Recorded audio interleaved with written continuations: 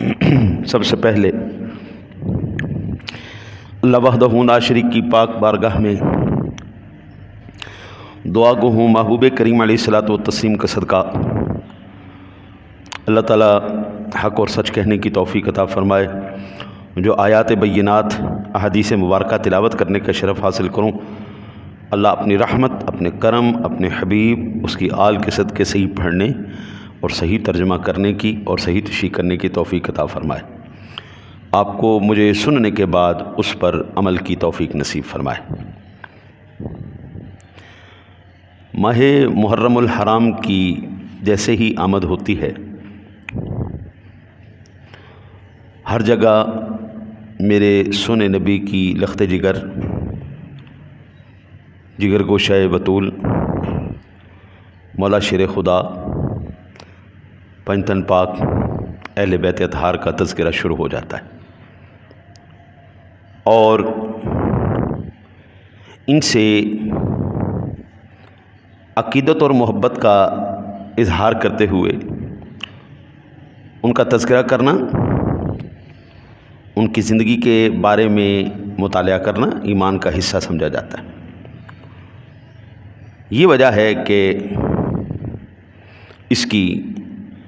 اس ماہ مبارک میں امام علی مقام، جگر گوشہ بطول، نواس رسول حضرت امام حسین رضی اللہ تعالی عنہ کی شہادت اور آپ کے رفقاء کو شہید کیا گیا۔ انشاءاللہ تعالی العزیز آج جمعۃ المبارک میں اسی نسبت سے میرے سونے نبی کی آل پاک، آپ جناب رسالت مآب صلی اللہ علیہ وسلم کی اس فیملی اہل بیت اطہار کا تذکرہ انشاءاللہ تعالی العزیز احادیث مبارکہ سے کرنے کی سعادت حاصل کرنے جا رہا ہوں۔ اللہ کی بارگاہ میں دعا ہے، اللہ اپنے حبیب کا صدقہ مجھے آپ سرکار کے گھرانے کی تعریف، عظمت، شان بیان کرنے کی کما حق ہو توفیق عطا فرمائے۔ سب سے پہلے امام ترمذی علیہ رحمہ نے حضرت ابو سعید خدری رضی اللہ تعالیٰ عنہ سے روایت کیا ہے، عن ابی سعید عن النبی صلی اللہ علیہ وسلم قال الا ان عیبتی التي آوی الیہا اہل بیتی وان قرشی الانصار فاعفوا عن مسیئہم واقبلوا من محسنہم، رواہ الترمذی وقال ابو عیسیٰ ھذا حدیث حسن۔ حضرت ابو سعید خدری رضی اللہ تعالیٰ عنہ فرماتے ہیں کہ نبی اکرم صلی اللہ علیہ وسلم نے ارشاد فرمایا، آگاہ ہو جاؤ، میرا جامع دان جس سے میں آرام پاتا ہوں میری اہل بیت ہے اور میری جماعت انصار ہے، ان کے بروں کو معاف کر دو اور ان کے نیک کاروں سے اچھائی کو قبول کرو۔ ہر خاندان میں، ہر قبیلے میں اچھے لوگ بھی ہوتے ہیں، برے لوگ بھی ہوتے ہیں۔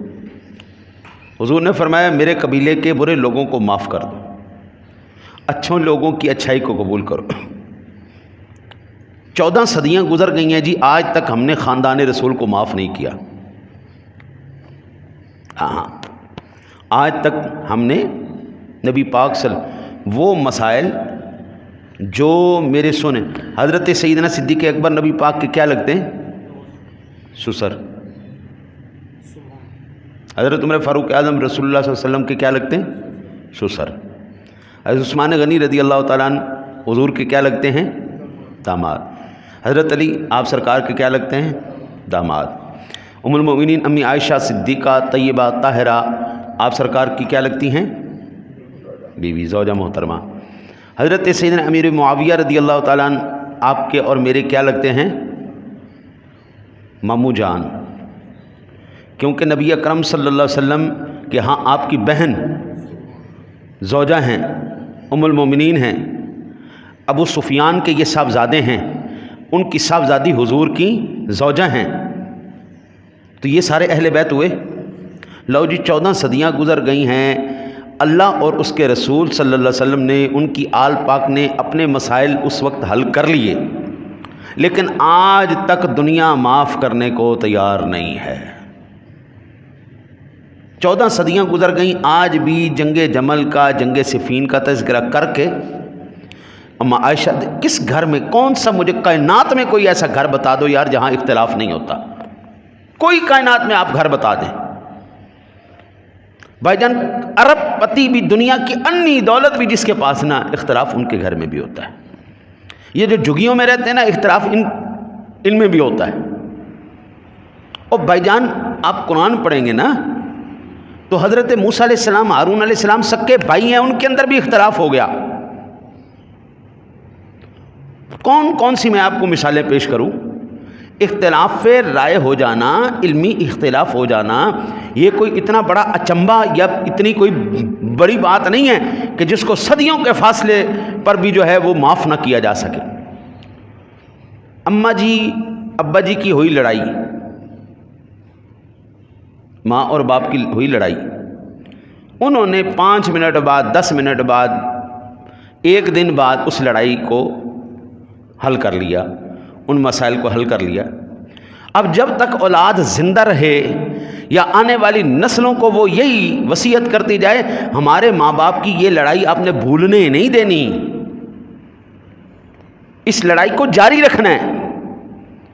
تو نے اپنے پوتوں کو بتانا ہے، تو نے اپنی اولاد کو بتانا ہے، وہ اگلی نسل کو بتائیں، وہ اگلی نسل کو بتائیں، وہ اگلی ایمان سے بتائیں۔ حضرت ایمان، عقل، خرد، ہوش کے ساتھ اس بات کا کوئی تعلق ہے؟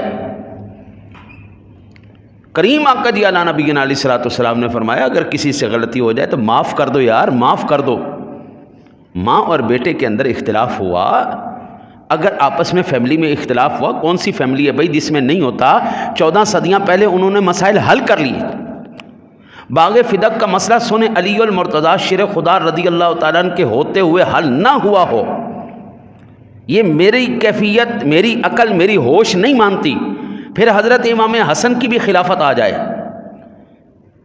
ایک شوہر کی آ گئی، دوسری بیٹے کی آ گئی، اور مسئلہ حل نہ ہوا ہو، میں اتنا کم علم یا اتنا کمزور شیر خدا کو کہوں، یہ میرا غیرت ایمان گوارا نہیں کرتا۔ میں حسن پاک کو کمزور کہوں، میں حسین پاک کو کمزور کہوں؟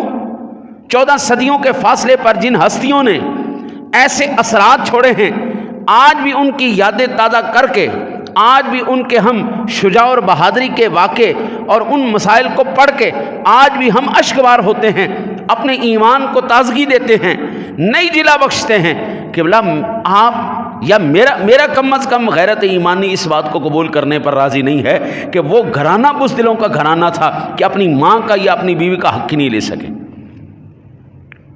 حضور وہ شیر خدا تھے، وہ سیف اللہ تھے، صاحب ذوالفقار تھے، جو ہزاروں کے کافروں کے لشکروں کو لمحہ بھر میں وہ دھول چٹا کے رکھ دینے والے تھے۔ ان کے سامنے 1-2 بندوں کی کیا حیثیت تھی؟ تاریخ نے بہت ظلم کیا ہے۔ میرے نبی کو پتا تھا آنے والی نسلیں میری امت کی چند افراد ایسے ہی کریں گے، صدیوں تک وہ مجھے آج یہ بتا دیں، ام المومنین امی عائشہ میں کوئی علمی اختلاف ہوا، حضرت امیر معاویہ کا علمی اختلاف ہوا، کیا یہ ممبروں سے بیان کرنا اصول دین میں سے ہے؟ کیا حضرت علی المرتضیٰ شیر خدا کا، حضرت امیر معاویہ کا جو یہ آپس میں ان کا علمی اختلاف ہوا، میں علمی اختلاف کہوں گا، پارٹیاں دونوں حق پر تھیں، ایک بھی نہ حق نہیں تھا، ایک کا مقصد اس وقت فوری طور پر حدود کو جاری کروانا تھا، ایک کا مقصد ذرا ٹھہر جاؤ، حکمت عملی سے کام لیتے ہوئے کچھ دیر کے بعد ہم اس پر یہ حدود اللہ جاری کریں گے، انی جی گل سی۔ ایک کہتے تھے ابھی حد جاری کی جائے، ایک کہتے تھے ذرا ٹھہر جاؤ یار، ابھی ذرا جو ہے نا جی حکمت کا تقاضا ہے، ٹھہرا جائے۔ اب اس بات میں ایک گروہ کو جہنمی کہہ دینا، ایک کو جنتی کہہ دینا، اور جہنمی بھی اس کو کہنا جن کے بارے میں حضور نبی اکرم صلی اللہ علیہ وسلم نے خود بشارتیں دی ہوئی ہیں اور جن کے بارے میں قرآن رضا کا سرٹیفکیٹ جاری کر چکا ہے۔ یہ سب سے پہلے بنیادی طور پر اس بات کو سمجھنا ضروری ہے، یہ میرے سونے نبی کا گھرانہ ہے۔ اگر اس گھرانے میں کسی سے کوئی علمی اختلاف ہوا، خدا را 14 صدیاں گزر چکی ہیں، مسائل حل ہو چکے ہیں، آج ان مسائل سے کچھ نہیں نکل سکتا۔ آج اگر ساری زندگی بھی یہ مسائل کسی کو نہ پتہ چلیں، کل قیامت والے دن ان سے پوچھ نہیں ہوگی کہ تو نے یہ مسئلے پڑھے تھے کہ نہیں پڑھے تھے، ان کا پرچار کیا تھا یا نہیں کیا تھا۔ افسوس اسی بات کا رہتا ہے کہ جو میرے سونے نبی نے کہا تھا یار معاف کر دو، یار معاف کر دے، ان کا معاف کرو، ان سے نیکی کو قبول کرو، وہ چیز ہم نے ختم کر دی۔ افسوس اس بات کا، 14 صدیاں گزر گئی ہیں، کیا کردار حسین کسی نے اپنایا ہے؟ حضرت جی ہمیں اس بات سے کوئی دو رائے ہے نہیں کہ ان جیسی عظیم ہستیاں کوئی نہیں کائنات، ان کا ہر قدم ہدایت کی جانب تھا، ان کا ہر قدم رضا الہی کے لیے تھا، ان کا ہر قدم اللہ اور اس کے رسول کے بالکل عین منشا کے مطابق تھا۔ انہوں نے اپنا خاندان کٹوا دیا تو صرف اسی مقصد کے لیے کہ اعلاء کلمت الحق ہو اور دین کو ہم نافذ کریں۔ ایک ہی بات ہے۔ آج قبلہ ہم کردار حسین کو اپنانے کی بات نہیں کرتے، بتانے کی ضرور بات کرتے ہیں۔ اپنانا اور چیز ہے، بتانا اور چیز ہے۔ فلاں شخص بہادر تھا، جری تھا، شجاع تھا، یہ اور بات ہے۔ بہادر بننا، جری بننا اور بہادر بن کے دکھانا، یہ میرے بابو اور چیز ہے۔ بتانے میں اور کرنے میں زمین آسمان کا فرق۔ ہم غم حسین حضرت جی منا تو رہے ہیں، اس قربانی کے اندر سبق کیا تھا؟ وقت کا جتنا مرضی بڑا جابر ہو، حاکم ہو، اگر مسلمان بھی ہو، کلمہ گو بھی ہو، اپنے آپ کو امیر المومنین بھی کہلاتا ہو، تمام قوتیں طاقتیں اس کے پاس بھی موجود ہوں، تو پھر بھی میرے آقا نبی اکرم صلی اللہ علیہ وسلم کی اولاد کہہ رہی ٹکرانے میں، حق کو مٹانے میں، وہ بھائی پیچھے نہیں ہٹنا۔ رب کعبہ کی قسم ہے، امام علی مقام کچھ نام بولتے، صرف چپ کر جاتے، صرف چپ کر جاتے۔ تو اتنے نذرانے، اتنا پیسہ آپ جناب کی بارگاہ میں پیش کر دیا جانا تھا، آنے والی نسلوں تک ان کی کئی نسلیں سنور جاتی، ان کی کئی نسلیں اس پیسے کو خرچ کر کے ختم نہ کر سکتی، صرف چپ رہ جاتے۔ البتہ عن زید بن ارقم فی روایت الطویل قال النبی صلی اللہ علیہ وسلم انظروا کیف تخلفونی فی الثقلین فنادى مناد وما الثقلان یا رسول اللہ قال کتاب اللہ طرف بید اللہ وطرف بأيديكم فاستمسكوا به لا تضلوا والآخر عترتي وإن اللطيف الخبير نبأني أنهما لن يتفرقا حتى يرد علي الحوض سألت ربي ذلك لهما فلا تقدموهما فتهلكوا ولا تكسروا عنهما فتهلكوا ولا تعلموا فإنهم أعلم منكم ثم أخذ بيدي علي فقال من كنت أولى به من نفسي فعلي وليه اللهم وال من والاه وعاد من عاداه رواہ الطبرانی۔ حضرت زید بن ارقم رضی اللہ تعالیٰ عنہ سے ایک طویل روایت نقل کی جاتی ہے۔ وہ کہتے ہیں حضور نبی اکرم صلی اللہ علیہ وسلم نے ارشاد فرمایا، بس یہ دیکھو کہ تم دو بھاری چیزوں میں مجھے کسے باقی رکھتے ہو۔ ایک ندا دینے والے نے ندا دی، سادہ لفظوں میں تم میں دو بھاری چیزیں چھوڑی جا رہا ہوں۔ ایک ندا دینے والے نے عرض کی یا رسول اللہ وہ بھاری چیزیں کیا ہیں جو آپ نے ہمیں عطا فرمائی؟ میرے آقا نبی اکرم صلی اللہ علیہ وسلم نے ارشاد فرمایا کہ اللہ تعالیٰ کی کتاب پہلی وہ بھاری چیز جس کا ایک کنارہ اللہ کے ہاتھ میں ہے، دوسرا کنارہ تمہارے ہاتھوں میں ہے، پس اگر تم اسے مضبوطی سے تھامے رہو گے تو کبھی بھی گمراہ نہیں ہوگے۔ اور دوسری چیز میری اطرت یعنی اہل بیت، جو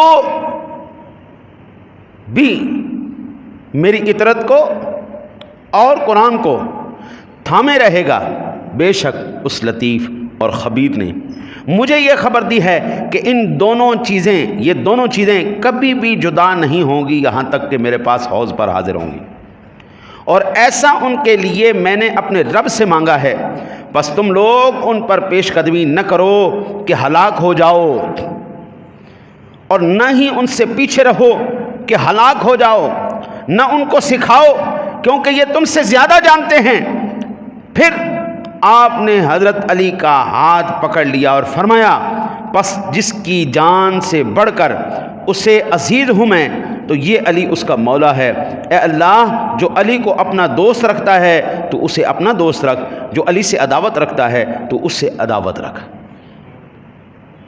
حضور نبی اکرم صلی اللہ علیہ وسلم کی ذات گرامی نے فرمایا، دو بھاری چیزیں میں تم میں چھوڑے جا رہا ہوں، ایک کتاب اللہ، قرآن۔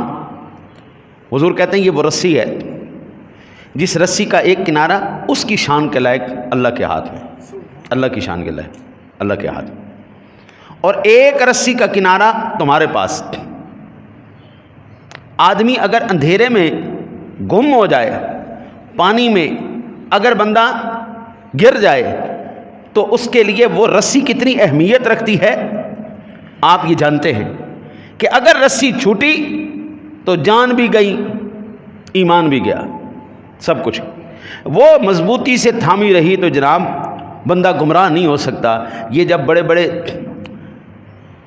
جنگلوں میں جو اس کو کیا کہتے ہیں، سفر کرنے والے ہیں، ہاں جی یہ ٹریولرز، یہ بڑے بڑے رستے چلتے ہیں نا تو ایک دوسرے کو رسی باندھ لیتے ہیں، پہاڑوں پہ چڑھتے تو ایک دوسرے کو رسی باندھ لیتے ہیں کوئی گر نہ جائے، وہ اس کو بڑے سنبھال کے لے کے چلتے ہیں۔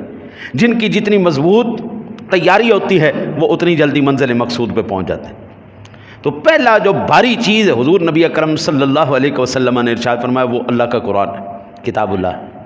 دوسری اہل بیت، حضرات اہل بیت اطہار کتنی قرآن کی تلاوت کرتے تھے یہ بتانے کی ضرورت نہیں ہے، کتنی نماز پڑھتے تھے یہ بتانے کی ضرورت نہیں ہے۔ ان کی جانیں نماز پڑھتے ہوئے نکالی گئیں، ان کو شہید نماز پڑھتے ہوئے کیا گیا، بعد از شہادت بھی ان کی زبان پر قرآن جاری رہا۔ اس حدیث سے ہم نے کیا سنا، یہ تقریباً ہر سال محرم میں حدیث بیان کی جاتی ہے، ہر ممبر سے ہر خطیب نے 12 مرتبہ اس حدیث کو بیان کیا اور مختلف الفاظ سے بیان کیا۔ مجھے یہ بتائیں اس سے ہم نے سبق کیا حاصل کیا، ہم نے کتنا قرآن پڑھا؟ ہم نے انگریزی تو اتنی سیکھ لی، امریکہ، لندن، پیرس، یورپ، آکسفورڈ میں پاکستانی پڑھے لکھے وہاں پر استاد لگے ہوئے ہیں، انگریزوں کو انگریزی پڑھا رہے ہیں۔ پاکستانیوں نے انگریزی سیکھی، انگریزی سیکھ کے انگریزوں کو انگریزی پڑھا رہے ہیں۔ کیا ہم نے قرآن اتنا سیکھا، دین اتنا سیکھا کہ اپنے باپ کا جنازہ بھی پڑھا سکیں؟ صرف اس سوال کا جواب چاہیے۔ ہم نے انگریزی تو اتنی سیکھ لی، دنیا تو اتنی سیکھ لی، بھائی دنیا کے اندر بڑے بڑے عہدوں پر آپ کو پاکستانیوں کے نام نظر آئیں گے، آپ کو جناب بڑے بڑے نام نظر آئیں۔ مجھے یہ بتاؤ، میں جب بھی جنازہ پڑھاتا ہوں سب سے پہلے یہ بات کہتا ہوں، بھائی اگر تم میں کوئی ایسا بندہ ہے اولاد میں سے جو اپنے باپ کا جنازہ پڑھا سکتا ہے وہ آگے آئے اور اپنے باپ کا جنازہ پڑھائے۔ اگر نہیں ہے میں تو ہوں، میں تو پڑھا دوں گا آپ کو، لیکن اگر آپ کے اندر بالخصوص اولاد کے اندر، کیونکہ جو درد بیٹے کو باپ کا ہوگا قبلہ وہ مجھے نہیں ہو سکتا، مجھے 30 سال ہو گئے جنازہ پڑھاتے ہوئے، اس دوران کتنے جنازے پڑھے، اتنے پڑھائے، اب وہ جذبات ختم ہو چکے ہیں کہ کسی کی میت پر کھڑے ہمارے آنکھوں سے آنسو جاری ہوں، ہمارے جسم پر لرزہ کپ کپی طاری ہو، وہ ایک حس ختم ہو چکی ہے ہمارے اندر۔ ہمارے ایک روٹین کا کام ہے، ہم آئے روٹین میں جیسے گلاس اٹھایا، پانی پیا، ختم، چلو آئے جنازہ پڑھایا، ہو گئے، لیکن جس کا باپ آگے پڑا ہے اس کے لیے یہ چیز نہیں ہے.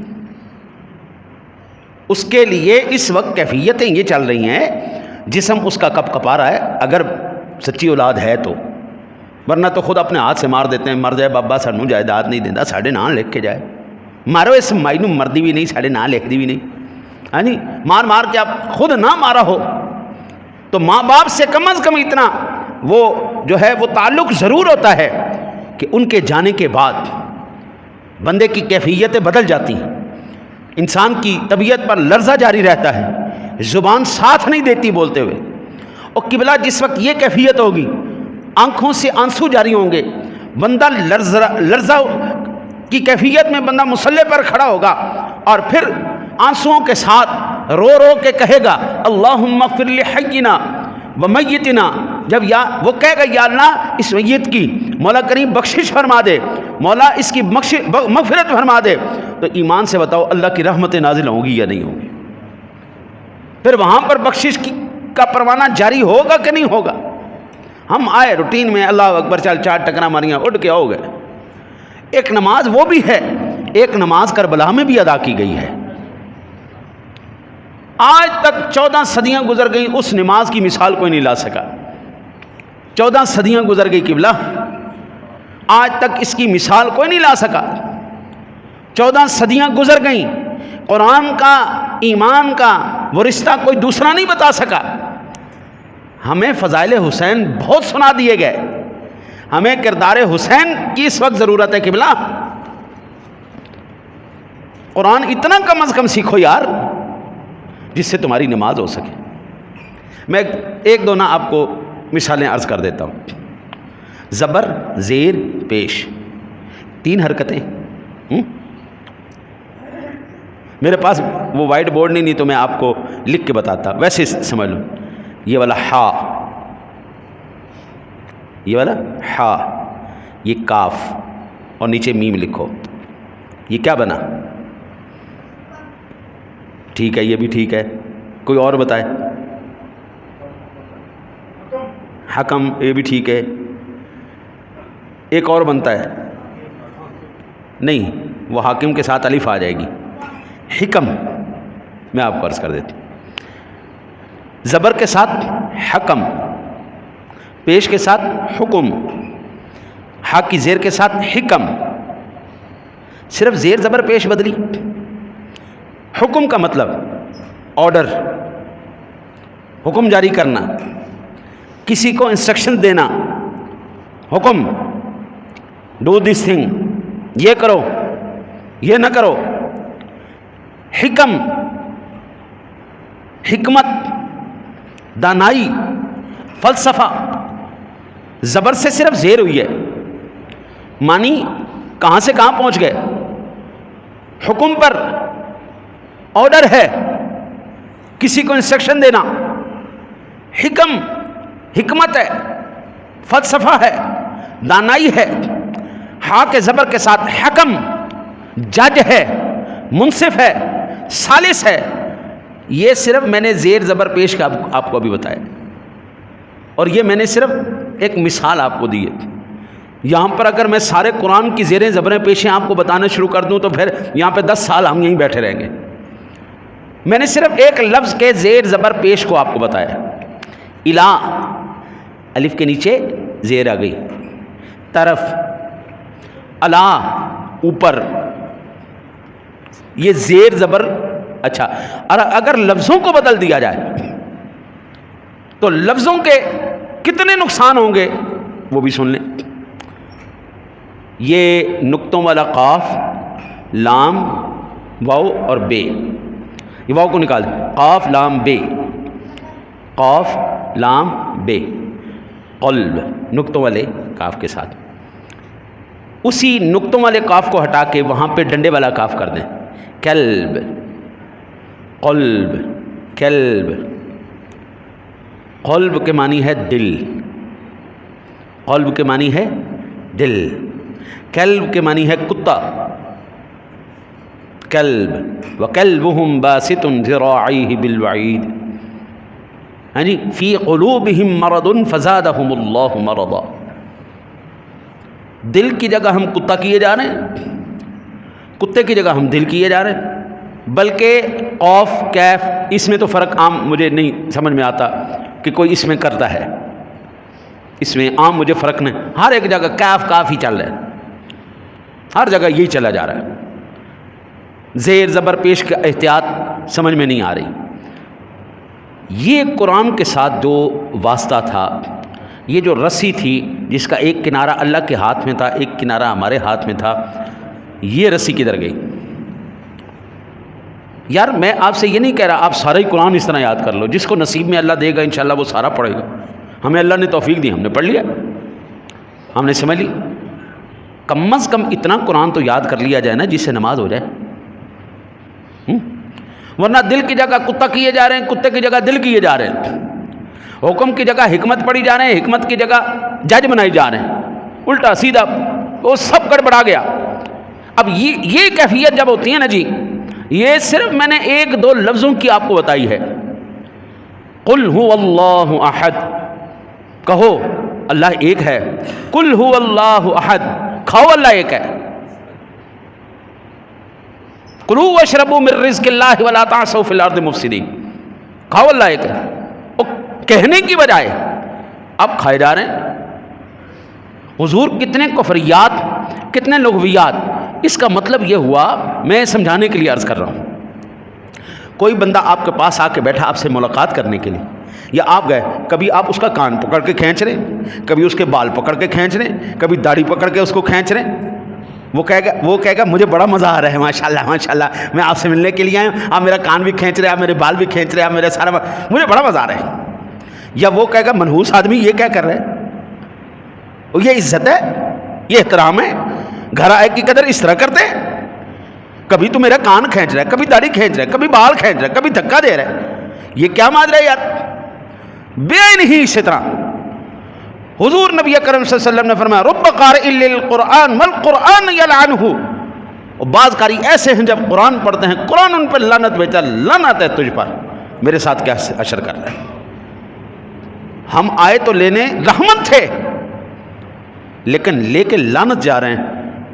اب مجھے بتاؤ ہم فضائل پر توجہ دیں یا کردار پر توجہ دیں؟ کس ماں کے لال میں جرت ہے وہ حسنین کریمین کے فضائل کو نہ تسلیم کرے، وہ حسنین کریمین کی عظمت کو شان کو گرا جائے؟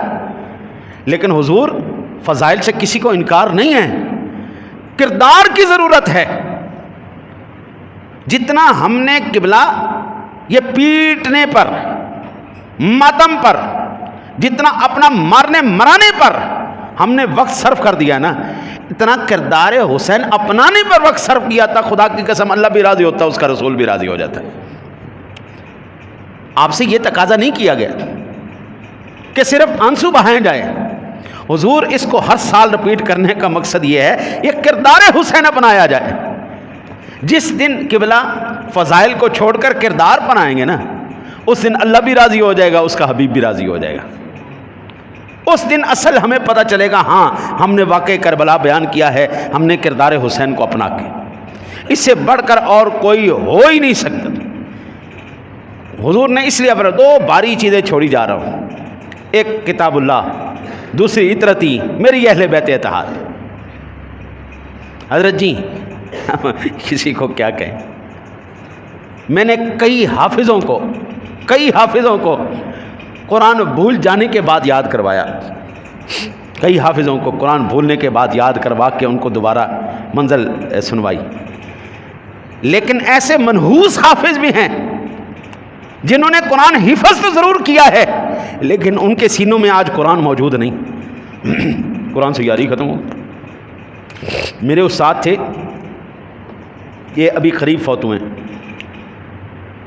وہ رمضان مبارک میں اپنا تراویح میں بھی قرآن پاک سناتے تھے، اس کے بعد اب تو شبینے کا دور بڑا شاذ و نادر ہو گیا، کہیں پر ہو جائے تو ہو جائے، ورنہ اب شبینہ نظر نہیں آتا۔ تراویحوں کے بعد آخری 10 ایام میں حفاظ کرام قرآن سناتے تھے، وہ شبینے میں بھی قرآن سناتے تھے، تراویحوں میں بھی قرآن سناتے تھے، تفسیر بھی کیا کرتے تھے، لیکن آج تک ان کو قرآن کھولتے ہوئے کبھی میں نے نہیں دیکھا۔ ہم نے عرض کی قبلہ آپ قرآن کھولتے نہیں ہیں لیکن قرآن سناتے ٹھیک ہے، آپ کو آج تک قرآن کھول کے پڑھتے نہیں دیکھا، اس کے اندر اس نے کہا بیٹا میں نے پچھلے 40 سال سے قرآن کھول کے ہی نہیں دیکھا۔ میں نے کہا جی وہ کیا وجہ؟ کہنے لگے بچے دن رات اٹھتے بیٹھتے سوتے جاگتے، ایک دن میں نہیں تو 2 دن کے اندر میں پورا قرآن پاک مکمل کر لیتا ہوں۔ میرا اٹھتے ہوئے پڑھتا جاتا ہوں، لیٹتے ہوئے پڑھتا رہتا ہوں، سفر میں ہوں پڑھتا رہتا ہوں، کدھر آ رہا ہوں پڑھتا رہتا ہوں، ایک دن میں نہیں تو 2 دن کے اندر میرا قرآن پاک مکمل ہو جاتا۔ بیٹا کھول لے تو وہ نہ جس کو بھول جائے، میں نے تو قرآن کو اپنے رگ و ریشے کے اندر بسا لیا ہے، میری انشاءاللہ لاش کے اندر سے بھی قرآن کی آوازیں آئیں گی۔ قرآن کے ساتھ ایسا رابطہ، یہ ہے وہ رسی جو تجھے زمین سے آسمانوں والے کی طرف لے جائے گی۔ اس لیے حضور نے فرمایا تھا او یاد رکھو یاد رکھو، میں تمہارے اندر 2 باری چیزیں، ایک میری اہل بیت اور دوسرا قرآن چھوڑ کے جا رہا۔ ہر سال یہ رپیٹ ہو رہا ہے، ہر سال رپیٹ ہو رہا ہے۔ اب کم از کم قبلہ یہاں پر آنے مجھے سمجھ، میں اب اکثر عام خطیبوں سے، بالکل روایتی خطیبوں سے ہٹ کے بیان کرنے کی کوشش کرتا ہوں جو میرے لیے بھی باعث نجات ہو، آپ کے لیے بھی باعث نجات ہو۔ میرا مقصد صرف یہ ہوتا ہے، میرا مقصد دنیا کو خوش کرنا نہیں، اللہ اور اس کے رسول کو خوش کرنا ہے۔ وہ راضی ہو گئے سبحان اللہ، مجھے دنیا کی پرواہ کوئی نہیں۔ اگر وہ ناراض ہو گیا تو حضرت جی دنیا کی رضا مجھے کیا لے گی، دنیا والے مجھے جنت تو نہیں دے سکتے نا، راضی تو اللہ اور اس کے رسول کو کرنا ہے۔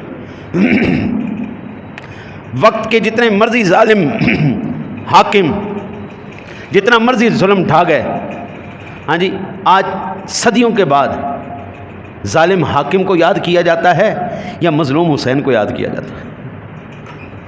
اتنی سی بات ہے۔ وقتی طور پر تاریخ بڑی جو ہے نا جی بڑی سخت ہے، وہ بھولتی نہیں کسی کو اور نہ بھولنے دیتی ہے۔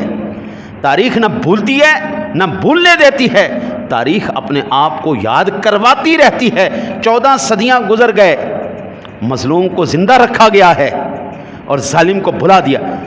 چلیں اگر یہاں سے لے کے یہاں تک، پہلے سے لے کے آخر تک میں اگر تلاش کرنا چاہوں نا تو مجھے نام حسین بھی مل جائے گا، حسن بھی مل جائے گا، علی بھی مل جائے گا، حیدر بھی مل جائے گا، یہاں سے لے کے وہاں تک مجھے یہ نام مل جائیں گے۔ حسن مل جائے گا، حسین مل جائے گا، علی مل جائے گا، محمد تو الحمدللہ ہم سارے ہی بیٹھے۔ میرا نام اصل محمد ہے، پکارنے کے لیے گھر والوں نے رکھا قمر الزمان۔ میرا نام اصل محمد ہے، پکارنے کے لیے قمر الزمان۔ اچھا جی، اب یہاں سے لے کے یہاں تک نہیں، اس پورے امیر الدین پارک کے اندر اگر میں تلاش کرنا شروع کر دوں یزید کس کا نام ہے، یزید کس کا نام ہے، حضرت جی یہ مجمع نہیں، اوپر والے حال کا نہیں، اس پورے امیر الدین پارک کے اندر مجھے کوئی یزید نام کا نہیں ملے گا، مجھے ابن یزید کے نام سے کوئی نہیں ملے گا، مجھے حسین کے نام سے بھی ملیں گے، حسن کے نام سے بھی ملیں گے، علی کے نام سے بھی ملیں گے، عمر کے نام سے بھی ملیں گے، عثمان کے نام سے بھی ملیں گے، صدیق کے نام سے بھی ملیں گے، ابو بکر کے نام سے بھی ملیں گے۔ میرے اپنے بچوں کے اندر جو کلاس میں پڑھتے ہیں ان کے اندر یہ سارے نام موجود ہیں۔ مجھے ایک زمانہ ہو گیا پڑھاتے ہوئے، یزید نام کا میں نے آج تک کوئی نہیں دیکھا۔ مجھے یہ بتائیں اس سے بڑی کامیابی اور کیا ہے، اس سے بڑی کوئی اور کامیابی ہے؟ لوگوں نے وہ نام ہی گالی بنا دیا، حالانکہ شرعاً یہ رکھنے میں وہ حرج نہیں ہے کہ شریعت نے اس کو جو ہے نا حرام قرار دیا، نہیں، یہ شریعت میں حرام نہیں ہے، لیکن رکھو اپنے بچوں کے نام، جو اس کے حمایتی ہیں رکھ لے، ہم جس کے حمایتی ہیں ہم رکھتے جی۔ مجھے اللہ نے 2 بیٹے دیے جی، میں نے دونوں کا نام محمد رکھا، ایک کو پکارنے کے لیے دانیال رکھا، ایک کو پکارنے کے لیے ابراہیم رکھا۔ اللہ مجھے جتنے بیٹے دے گا میں سب سے پہلے سونے نبی کا نام رکھوں گا، اس کے بعد انبیاء کے نام پہ صابر رکھوں گا، جتنی اولاد دے گا ہم ان کے نام پہ رکھیں گے۔ سوال یہ ہے یاد کون رکھا گیا، کردار کس کا زندہ رہا؟ میرے نبی کو پتا تھا قیامت کی دیواروں تک یہ ہستیاں وہ ہستیاں ہیں جن کو مٹانے سے بھی مٹایا نہیں جائے گا۔ یہی پیغام کربلا ہے۔ آج کم از کم یہاں سے یہ پیغام ضرور لے جاؤ میرے بھائی، اول سب سے بہترین سپرلیٹو کام یہ ہے، جو سب سے بہترین آپ کی زندگی کا جو سب سے اعلیٰ کام ہے، وہ قرآن پاک کو سمجھ کے پڑھو۔ اگر نہیں کر سکتے کوئی بات نہیں، ہر ایک کے بس میں نہیں، کم از کم اتنا قرآن ضرور پڑھنا جس سے تمہارا نماز سیدھی ہو جائے، کم از کم اتنا کہ ہم جب رحمت خدا بندی حاصل کرنے کے لیے آئے نا جی، حضرت جی یہ میری ٹوپی، میری پگڑی، یہ میرا ایروگنٹ، میرا تکبر ہے، میرا فخر ہے، میرا غرور ہے، اور یہ جب کسی کے سامنے جھک جائے، اس کا مطلب ہے کہ میں اس ہستی کے سامنے سیرنڈر کر چکا ہوں، بالکل چھوڑ چکا ہوں کہ بھائی تو ہی سب سے اعلیٰ ہے۔ تو جب اللہ کے سامنے آ کے ہم گئے نا سبحان ربی الاعلیٰ، ہمارا سر بھی، ہماری پگڑیاں بھی، ہماری ناک بھی، ہمارا تکبر بھی، ہمارا فخر بھی مولا تیری شان کے لائق تیرے قدموں میں ہے۔